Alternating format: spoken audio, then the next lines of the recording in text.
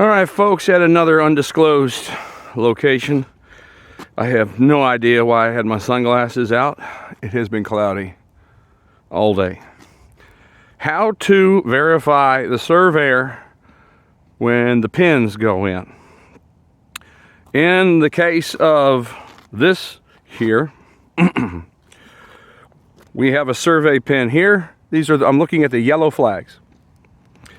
We have a survey pin here, which is parallel with here.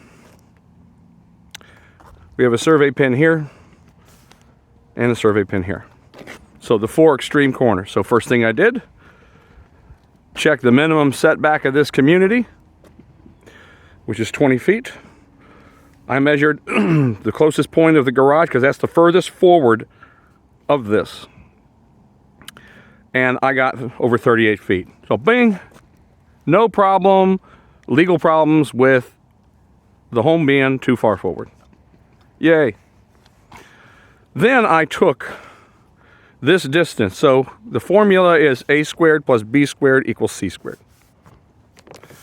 So point A, 63 foot 1 inch. I wrote it down there. All right. I went and just verifying the surveyor, the extreme longest points. B is 39 foot 1 inches. Plugged it in my phone little mini calculator. So the hypotenuse is 74 foot 2.5 inches. So the hypotenuse is the diagonal. So with those numbers, I walked out with my logger's tape. First, I pulled this diagonal. So from the survey point here back to here, I got 70 foot 2 3/4. I'm a quarter off. My tolerance is 1/2 inch. Ask your manager what your standard should be. I then pulled this diagonal, and I got dead on 74 foot 2.5 inches. Now I have verified, and in my opinion, slab guy has a 100% chance of getting this right.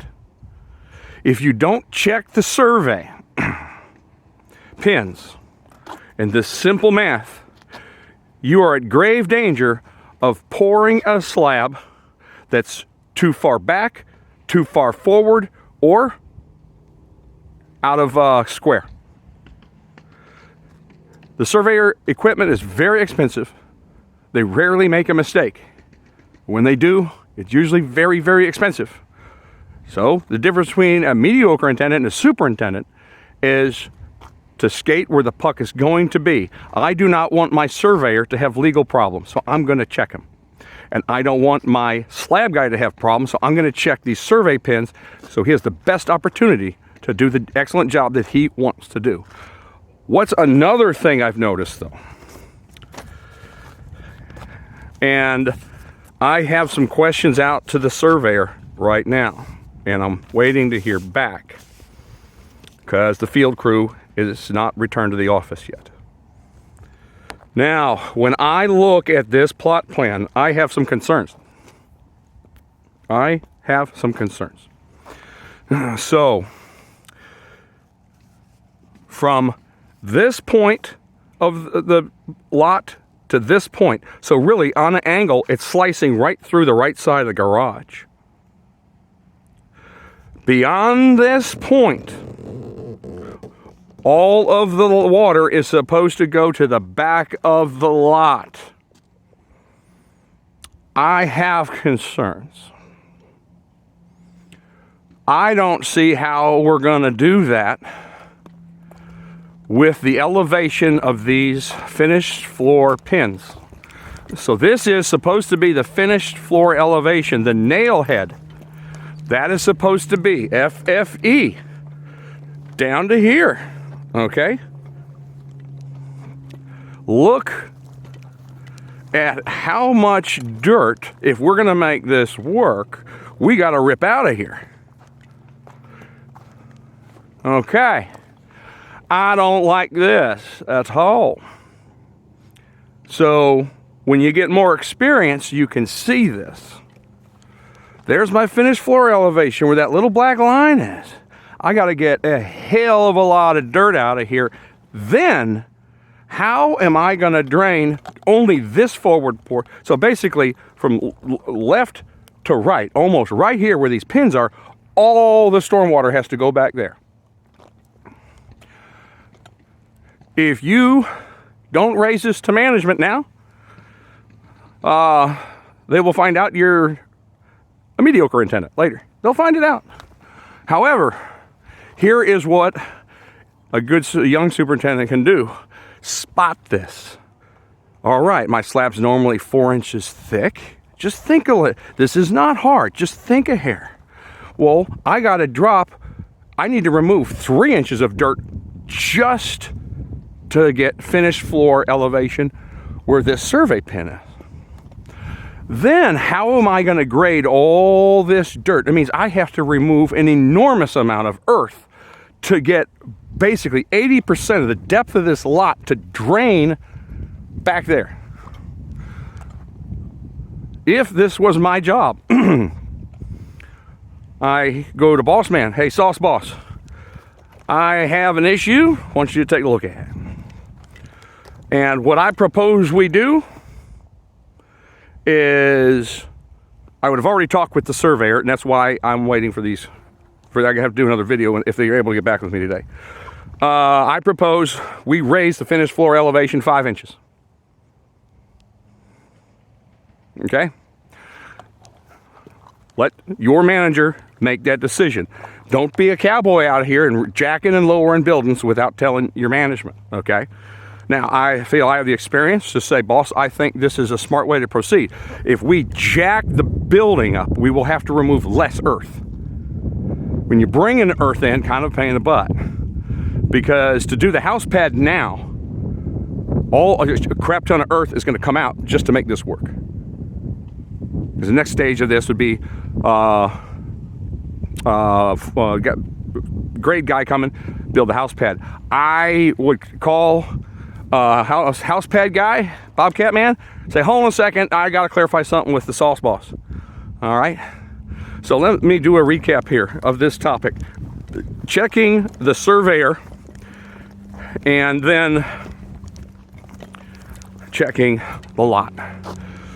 So the first thing when the theme of this when I pulled up wanted to do was say check the survey pins for the hypotenuse, and I pulled up and I saw those short pins. And I said, holy smokes, this lot is high for those pins. This lot's high, or the earth is high. The earth is high. So So anyway,